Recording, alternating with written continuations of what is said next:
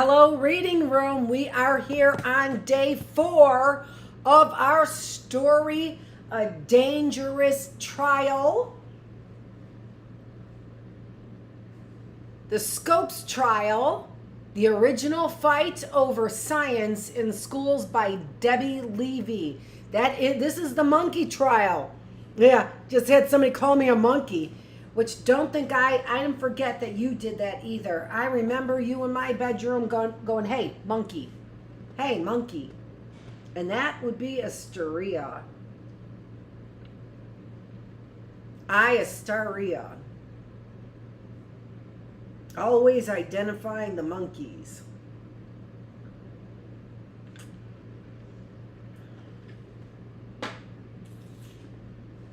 Okay, so let's go ahead and continue reading our book. I've got some speculations. I've heard this before. I've heard the accusation before. Like, I don't know, under drugs or hypnosis, they did a monkey trial with me. I don't know.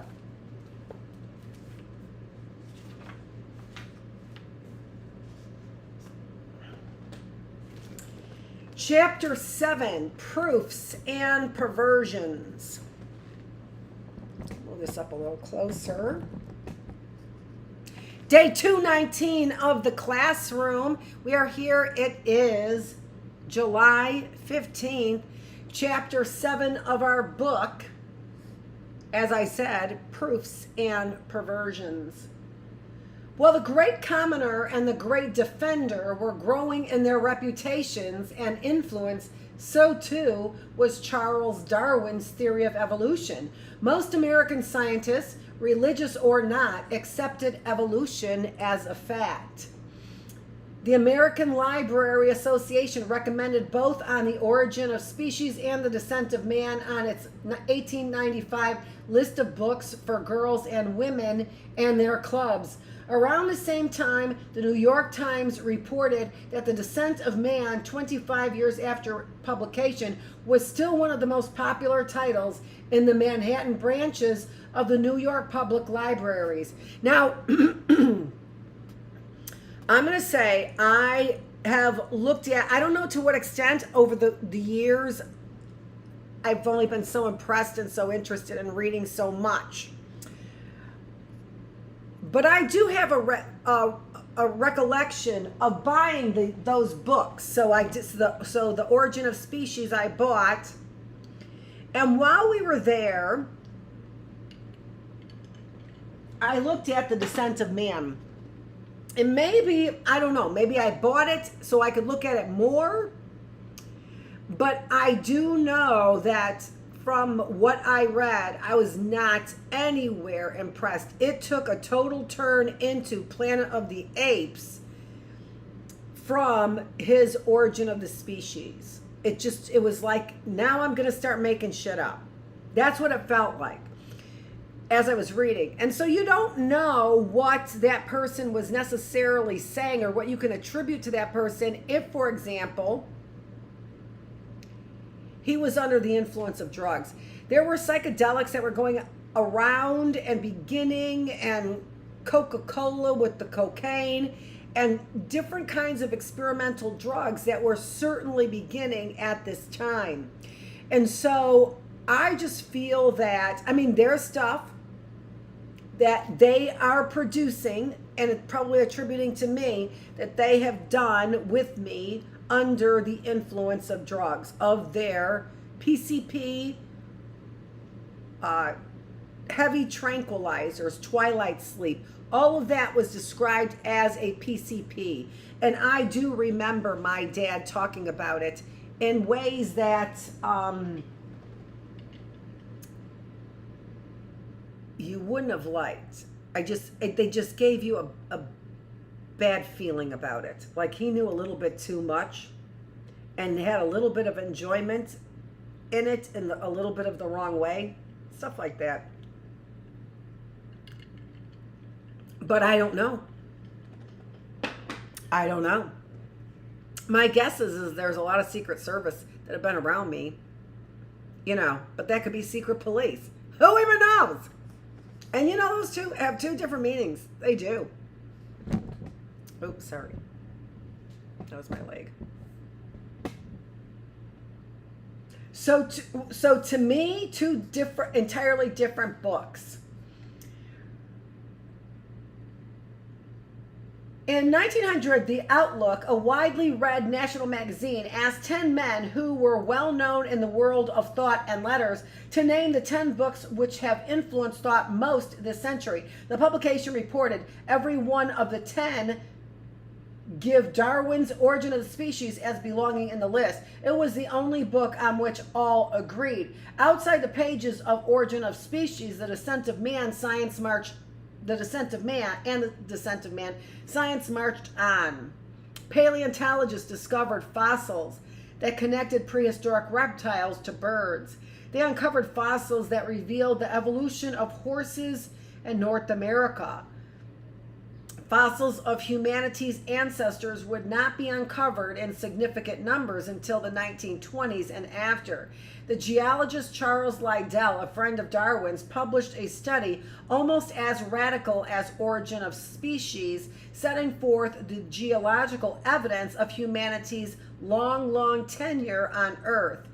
Eons before 4004 BC, the year that many theologians who rejected evolution said that God created humans in the Garden of Eden. Advanced studies of comparative anatomy and of similarities in the embryos of different animals added more support for Darwin's conclusion that humans share common ancestors with other mammals, reptiles, and birds. Scientific investigations kept piling up the evidence. Now, that is just not true. I've had many talks on this. They are not piling up the evidence, although they are piling up the stories. I will say that. They did pile up the stories with a descent of man. Now, all of a sudden, they're coming up with fossils that are giving them their evidence, and all of a sudden, they have the right, whatever you call that chronology thing that they're doing, you right to be able to tell the chronology of something. Bullshit. No, let me see the science behind it. Now, honestly, I've heard that science explained, and it was no longer bullshit to me. Carbon dating. So I don't know. I'm not sure. Explain it to me. I have a high intellect. I can understand. Despite the rumors, I've had a broken brain.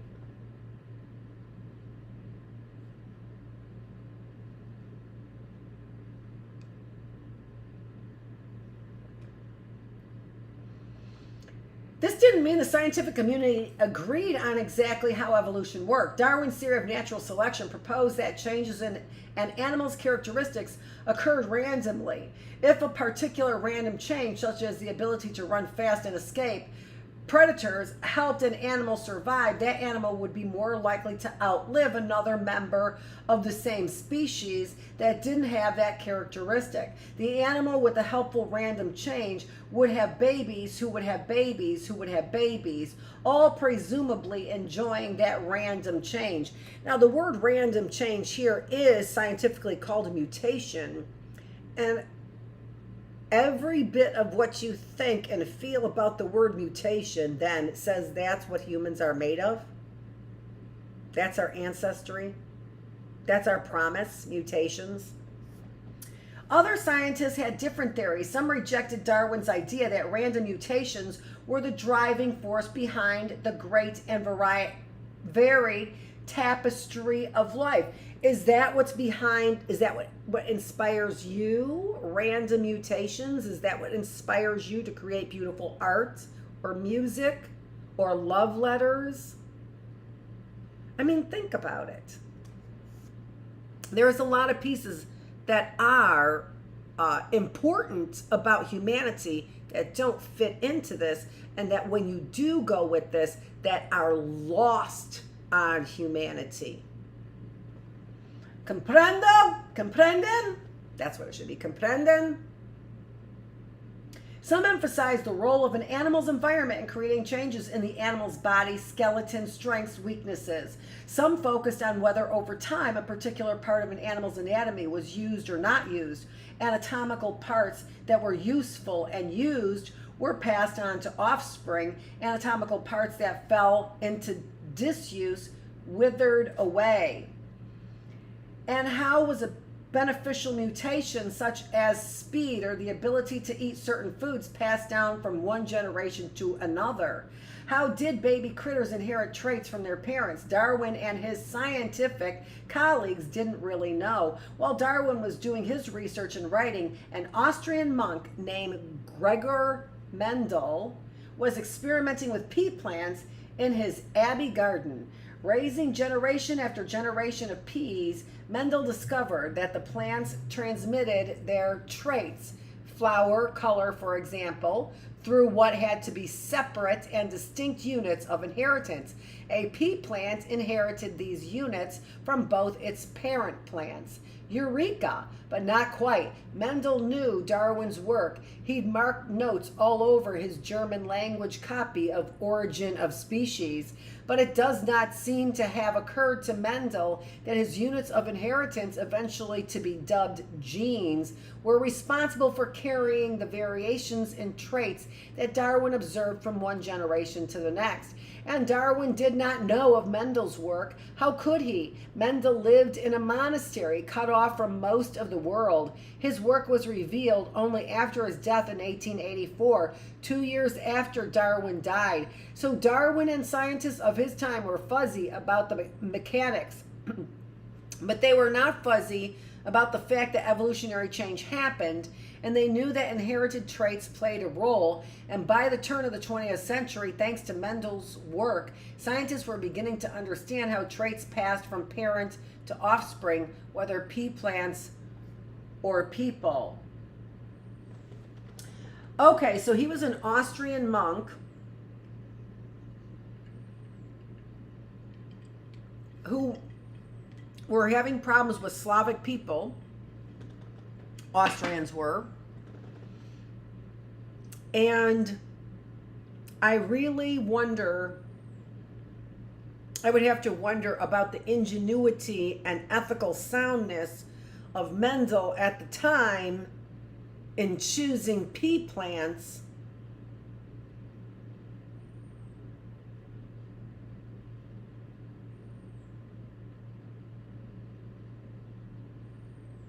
and I'm just thinking, there is just no higher power in Mendel's mind, I can't see at the time, for choosing pea plants as opposed to human beings. It just was a sign of the times. That's what they did. They did consider, so, and the pea plants were yellow peas and green peas. Oh my goodness gracious. Now we know who the green peas are. I couldn't figure it out. It's not all explained. Like I can't explain it all. All I'm saying is that would have really have been out of step with science at the time to have been studying pea plants versus individuals at an isolated monastery. What are you doing, Mendel? No comprendo.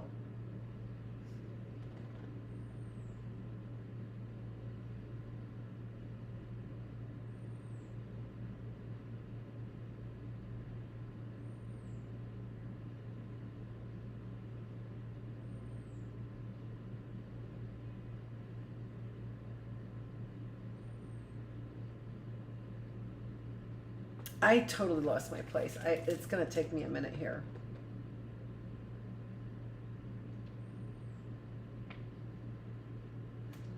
Oh, I was over here.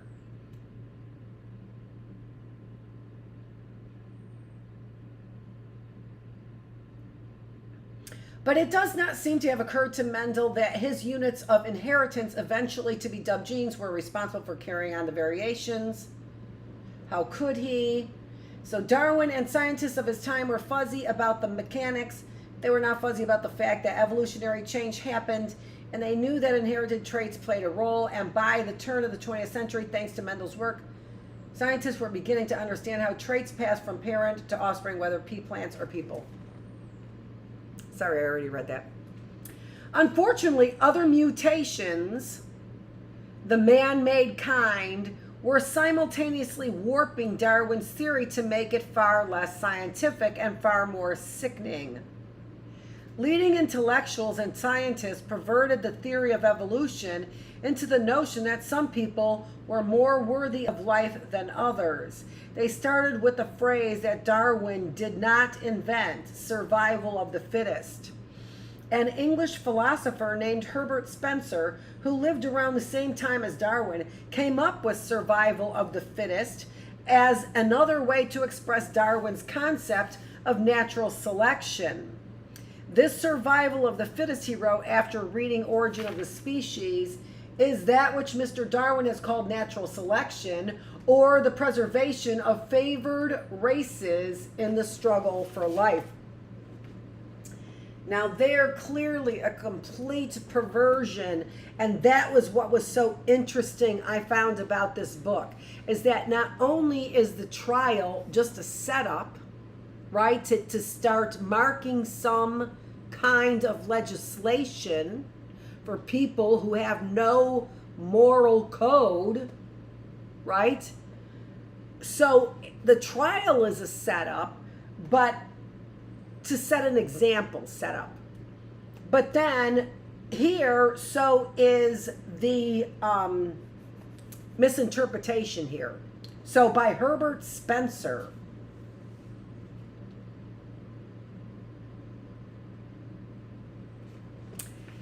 And if I'm not mistaken, this brings me back to another mysteries thing. This brings me back to, that was likely at, it could have been at Spencer's. It could have been at Spencer's that my grandfather was on display. Remember I told you that?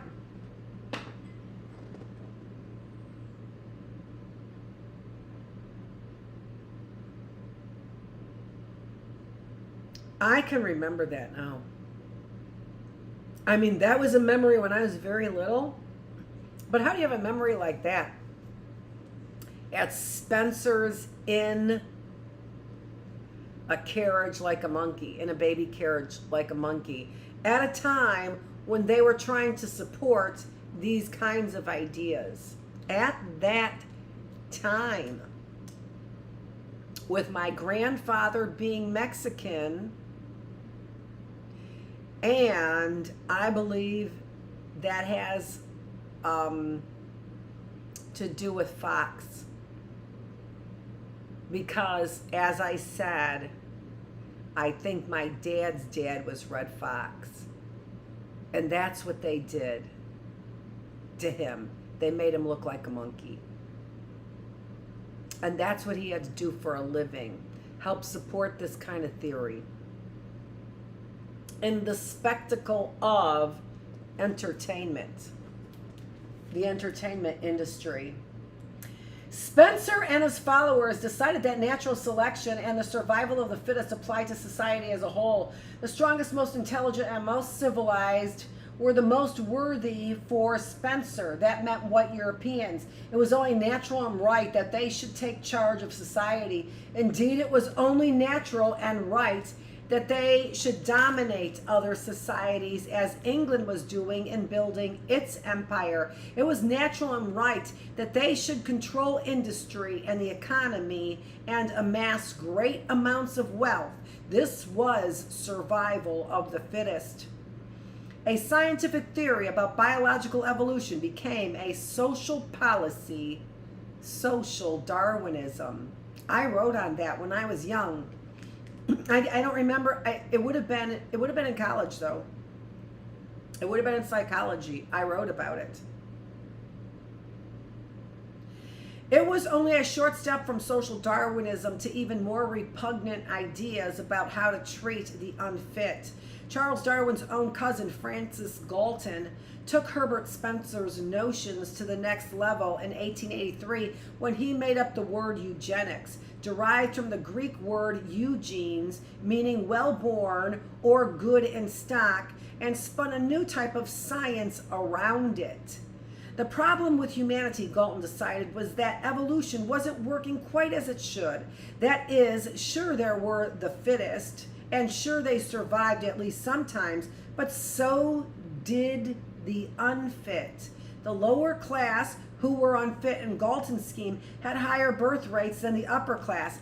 So right there is a complete fallacy in the survival of the fittest, or even in natural selection, selecting a better breed, right? No, it doesn't. It's a crapshoot is what it is what it seems like. And with prayers, it doesn't become a crapshoot anymore. It's the energy of positive love and thinking that makes it not a crapshoot anymore, in my opinion. We've seen what energy does. It's unbelievable. It's unexplainable. Why did I get into positive psychology? To explain that energy. To explain it, to harness it, to put it in the right directions so that we have no more criminal behavior, so that we never have to see our children oppressed. The problem with humanity, Galton decided, was that evolution wasn't working quite as it should. That is sure, or I already said that. So it's not working as it should. Galton's he's saying God's plan for evolution isn't working as it should. Whatever this plan is that we've discovered, it's not working as it should. And you can't really attach it to God necessarily, because then you're saying, well, we're better and smarter than God. So we'll just attach it to man and science with no God, which means we're better and smarter than God. You know what I'm saying? As a result, the excellence and intelligence of humankind was being diluted. Society needed to take steps to ensure that the unfit lower classes didn't have so many babies. That was eugenics. Unlike some later eugenicists, Galton didn't advocate sterilizing or jailing or killing off those he deemed unfit, poor, or unbrilliant. He just wanted eugenics to become a religious dogma among mankind. As he wrote in 1904, accepted as a hopeful and most important study, it may not have become a religious dogma, but the idea of eugenics definitely caught on. Around the world, people formed eugenics societies to promote this hopeful science that was not really science. In Germany in 1905, scientists for a country of Americans that really there was no American. In Germany in 1905, scientists and others formed the Society for Racial Hygiene. How about that? How about that? The Society for Racial Hygiene.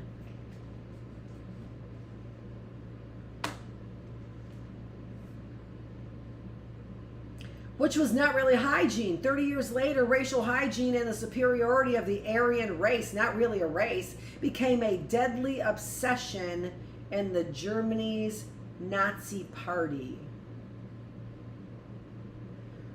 Racial hygiene, not really hygiene, and the superiority of the race, the Aryan race, not really a race, became a deadly obsession of Germany's Nazi Party. Just as not every titan of the industry turned Darwin's theory of evolution into a justification for society's gross inequality, not every scientist, social scientist, or public official twisted evolution into a blueprint for discriminatory social engineering, but many did. Public officials became convinced that by taking evolution into their hands, they could cleanse society of the unfit. And so in 1907, Indiana became the first state to enact a law requiring the sterilization of people who were found to be idiots or imbeciles, as well as women, but not men, who were feeble-minded or promiscuous. In the 2 decades decades that followed, nearly 30 states adopted similar laws. 30 states.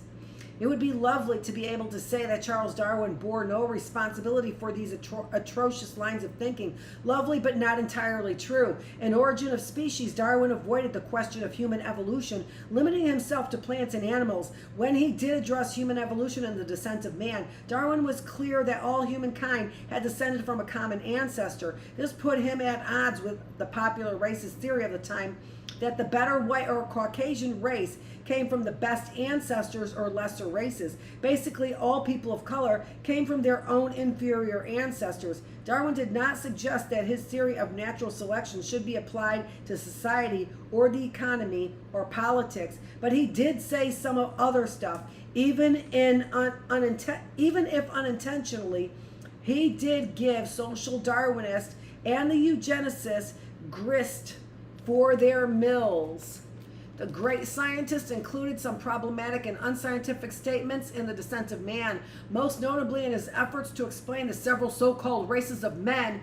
As he put it, Darwin repeatedly demeaned Africans, people of African descent, and indigenous people. As a matter of evolutionary development, he contended they were inferior intellectually, culturally, and morally to European whites. This was classic white supremacy. Similarly, in Darwin's views, men were superior to women in physical strength, intelligence, and creativity, but he did not conclude that women beat men in their moral capabilities. Darwin presented these conclusions without a social or political agenda, but his ideas were like candy to those who were looking to build their own scientific sounding theories of social Darwinism and eugenics, their own narratives. You see, they would explain with convictions, Darwinism shows that savages cannot be expected to govern themselves properly. How fitting for a great white nation like Great Britain to build an empire to rule over them. You see, they would say, in nature, the strong outcompete the weak. How fitting for us to grow ever more wealthy and ever stronger, and for the weaker to get the leftovers. You see, they would say, when we coddle the weak in society, we're going against the laws of nature. Better that we should withdraw supports for the needy who are drags on our evolutionary development. You see, they would insist, since females are the weaker, less capable sex, of course, a husband should rule over his wife, and a girl need not be educated to the same level as a boy. It's only natural. Darwin died in 1882. By the time these perversions of his theory gained ground, he was gone. Had he lived longer, perhaps he would have pressed the purveyors of these false ideologies to remember that his goal had been only to prove the fact of evolution, not to suggest social policy, not to justify the British Empire, not to defend wealth inequality. He might have noted that natural selection is not about progress and has no goals. It's simply a thing that happens. In introducing The Descent of Man, he even acknowledged that it was possible that he had exaggerated the power of natural selection, but I have, at least as I hope, done good service in aiding to overthrow the dogma of separate creations, which, by the way, is completely adversary to white supremacy, completely adverse to that concept, and completely coincides with one creator. Do you understand the great perversion? Thanks to Darwin, evolution became bedrock science by early 20th century. For sure, there were religious people who rejected it and adhered instead to literal readings of the biblical stories of creation and the Garden of Eden. And yes, Will Bryan started complaining about evolution in the early 1900s, but he wasn't terribly heated, not yet. Then came the invention of the public high school. Chapter 8, Darwinism Goes to School. Let me close that door over there. And I'm going to get just a small refill on my drink here. So I'm going to take just a little bit of a break.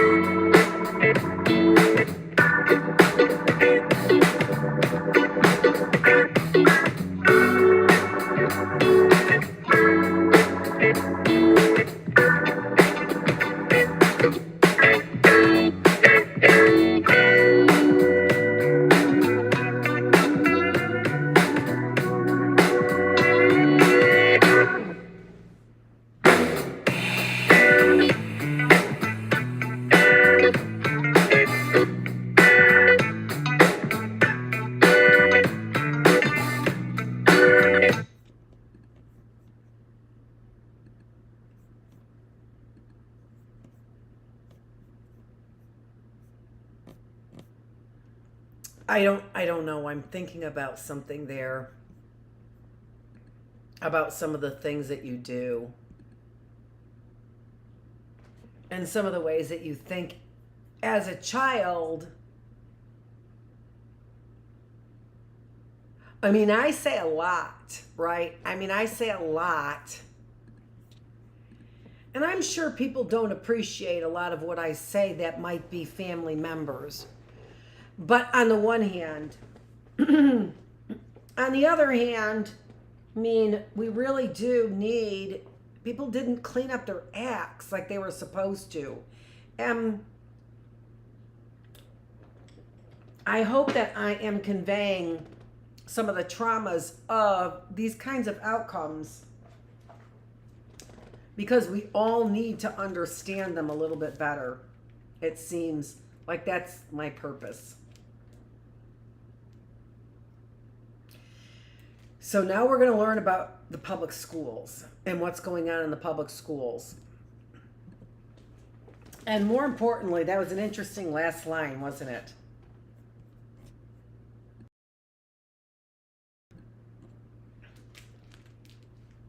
Will Bryan started complaining about evolution in the early 1900s, but he wasn't terribly heated, not yet. Then came the invention of the public schools. Turn back the calendar back to 1870s. 15-year-old Will Bryan was taken from home at the Whipple Academy. He felt lucky to be there. He knew his parents were paying a pretty penny for his private high school education. Around the same time, young Clarence Darrow had a different attitude toward the Kinsman Academy. I cannot avoid a feeling of the appalling waste of time, he wrote, looking back on the experience. Schools were not established to teach and encourage the pupil to think. Their effort was to cement the minds of pupils according to certain molds. The teachers were employed to teach the truth, and the most important truth concerned the salvation of their souls. Clarence wasn't wrong about the soul-saving efforts that went on in high schools. Christian-centered teaching did not end with McGuffey's readers. Whether a high school student of the late 1800s fit that mold of a Will Bryan or Clarence Darrow, they would have been among the few Americans who advanced beyond elementary school. Public high schools offering free education were rare. Private academies like those attended by Will and Clarence were not free. Even by 1890, around 200,000 kids nationwide were enrolled in high schools, amounting to less than 4 out of every 100 teenagers. This was about to change dramatically. If you were to believe Clarence Darrow's, schools probably became general and popular because parents did not want their children about the house all day. There are other, less cynical explanations for the explosion of public high schools in America. Between 1870 and 1920, a growing number of jobs, whether on factory floors or in offices, required workers with more education than elementary school. The ranks of doctors, lawyers, and teachers were also expanding. They too needed learning beyond grammar school. From 2,500 public high schools in 1890, the total grew to 14,300 in 1920. Not only did states get busy building schools on average, a new school opened every day between 1890 and 1920. They also made attendance mandatory. By 1918, all 48 states had compulsory education laws. At least some lawmakers hoped to reduce child labor. If the law required parents to put their children in school, those kids would have a chance of avoiding dangerous work in mines and factories. Here was a reason for the expansion of public education that even Clarence Darrow could embrace. So by 1920, if you were between the ages of 6 and 16, you were probably attending school. You'd go to high school at least for a couple of years. And if you were in high school, one of the subjects you were likely to take was biology. And if you were taking biology, one of the subjects likely to be covered in your class were Charles Darwin's theory of evolution, by then a component of generally accepted scientific knowledge. And this got some people seriously disturbed. They became disturbed about teaching evolution to their children and to other people's children. When it came to shielding young minds from harmful ideas, the adults evolved into exceptionally agitated organisms. Strange how anxious old folks are apt to be over the children. Clarence later wrote, reflecting on the anti-evolution movement, but what was harmful about teaching evolution? It was, in a word, godless. Or this is how the newly emerged Christian movement known as fundamentalism saw it. Many Christians, those known as modernists, could hold both evolution and a belief in God in their hearts and minds, so they did not consider the science godless. But to fundamentalisms, the Bible was the unerring word of God. The story of creation, Adam and Eve in the garden, the miracles of Christ were not to be questions. They were truths, not allegories. Evolution denied these truths. It was a godless notion which must be rejected. Now, the ignorance here is that not believing that your understanding of God isn't going to evolve. Your understanding of his word is just going to be set in concrete. That's real feeble-mindedness. That's real ignorance. Evolution didn't, and I'm sorry if the Catholics took that stance, and they apparently did, like for example with Galileo, that's just ignorance. Your understanding of the Bible evolves. Evolution didn't suddenly become godless once it started popping up in America's high school. But when evolution leaked out of the academic journals that children didn't read and welled up in school textbooks that children did read, that's when it became a big problem for fundamentalists. In 1916, a professor from Bryn Mawr College published a study that found that young people started college as faithful Christians, but by the time they graduated, 40 to 45% denied or doubted Christian dogma. This horrified Will Bryan. He concluded that Darwinist drivel was responsible for the decline of religious devotion among America's youth, not just college students, but high schoolers as well. A decade earlier, he had only mildly rebuked Darwin's theory. Now he viewed it in a much darker light.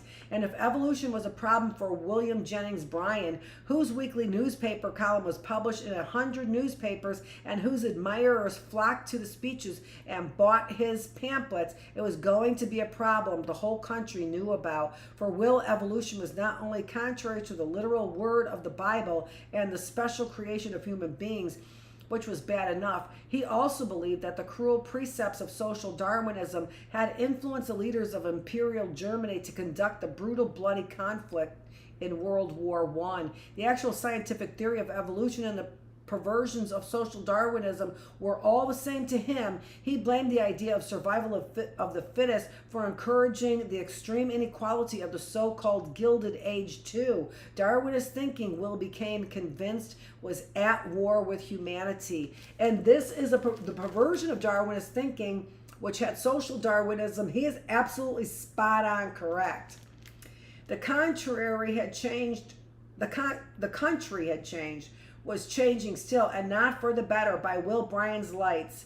Modernism was taking old-time religion, time-honored ways of life, and traditional values, all the foundations of Will's beliefs. A new culture was on the rise. It took hold in cities where new music and literature, the sounds and stories of the jazz age caught on. It challenged the familiar morality and customs of the 19th century. New ideas rooted in racial and ethnic diversity, science, and sexual freedom competed with the conservative Christianity that had been the American norm. And that had been the core of Will's life. Yeah, that was a hypocrisy too. American norm? I don't think so. In the face of these changes, Will's priorities changed. Evolution, he decided, was far more dangerous than he had acknowledged in the Prince of Peace speech. He was going to have to save the souls of America's children. He was going to have to write a new speech. Now, you can see where this perversion then is going to call out what they are terming today as progressives, right? Modernism. What they're saying progressive, and what they're saying is the left. This perversion of social Darwinism, but that is not a perversion of liberal thinking. That is a perversion of white supremacists for that purpose. And the left is highly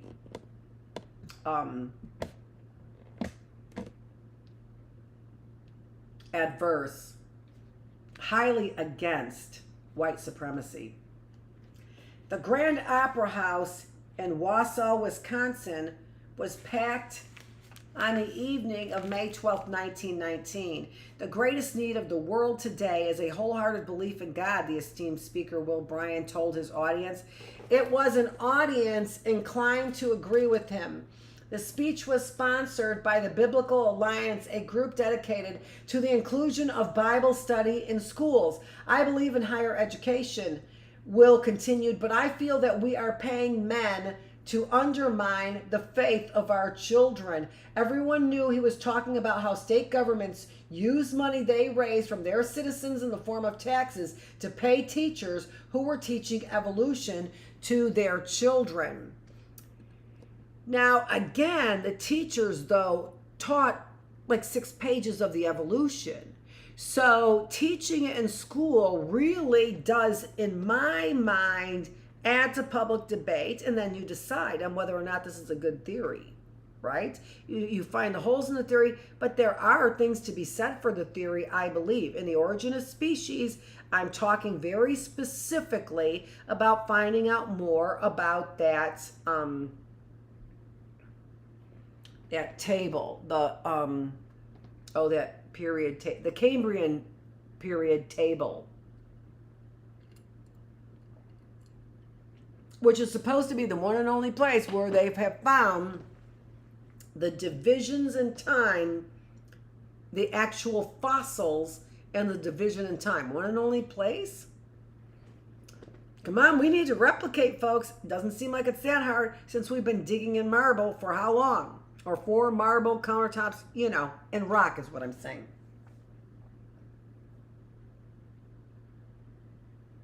Will worked in some monkey business as usual. I don't want to take any pleasure from the men who think that they are descended from a monkey, he said, but I do not want them to include me in their family tree. And he assailed non-believers, working in a typical clever turn of phrase. The first question usually asked by the atheist is, where do you begin? He said. My answer is, in the beginning, God created the heavens and the earth. In return, I ask the atheist, where do you begin?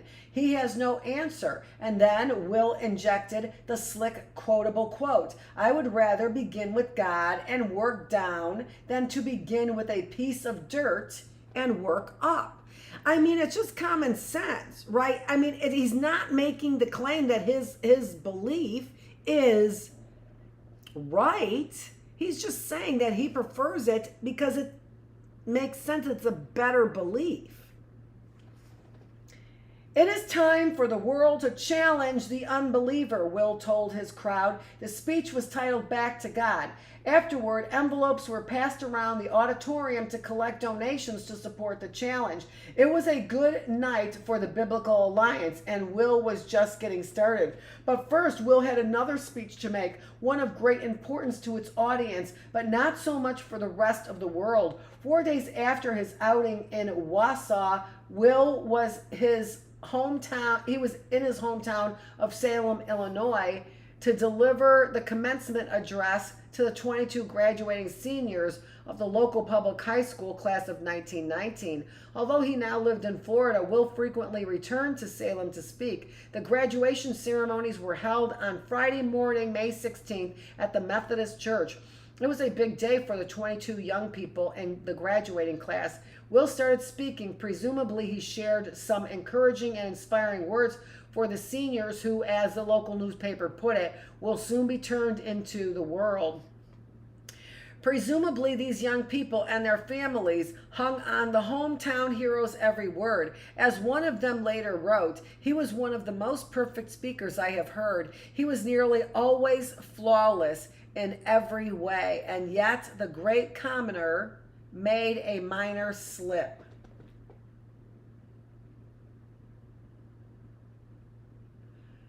This graduate said, he made a pronounced whistling effect, as in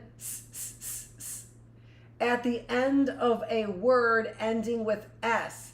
It prompted a burst of laughter from the senior and three of his friends, all sitting in the front rows.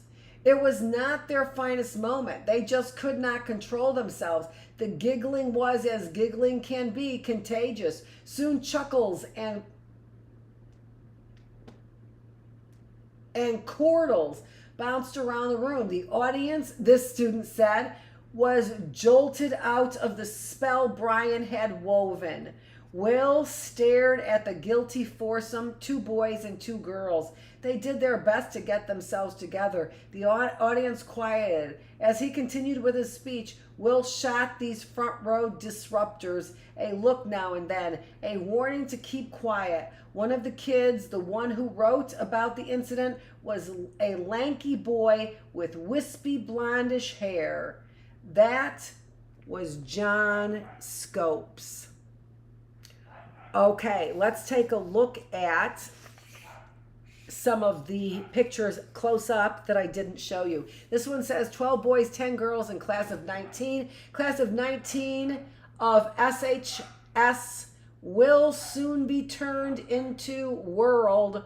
Bryan to deliver his address. So this is in the newspaper where it's saying that Will Bryan is going to be talking or making the address. So there it says, a May 8th, 1919 article in the local newspaper in Salem, Illinois announced the upcoming Salem High School graduation. John Scopes is listed as one of the graduates and Will Jennings Bryan as the speaker. So there are the graduates. Nellie Townsend, Earl Bruce, Quinn.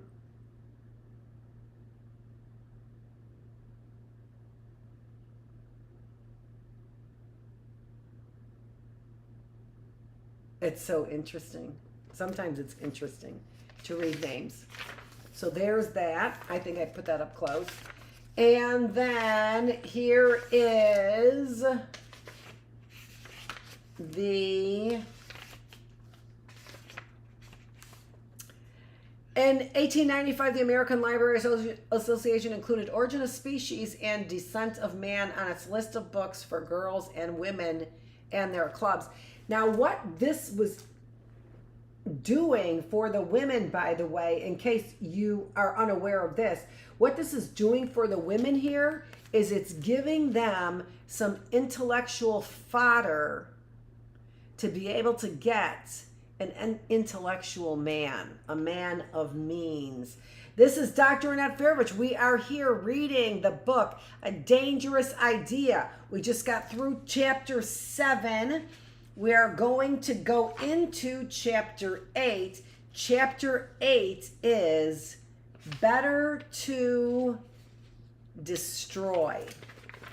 What? Right there. All right, isn't that what we're fighting? We just see associations all over the place. Can they be simply just human? Can there not be a mystical plan behind these associations that we make in the classroom? This is Dr. Annette Feravich. Thanks for joining me here on day 219 in the classroom. It is July 15th, and we are here to make sure that everything we're putting together this week, including the philosophical classroom, helps to really improve your body, your mind, and your spirit. And nobody does it in a more entertaining or comprehensive way. Thanks for joining me.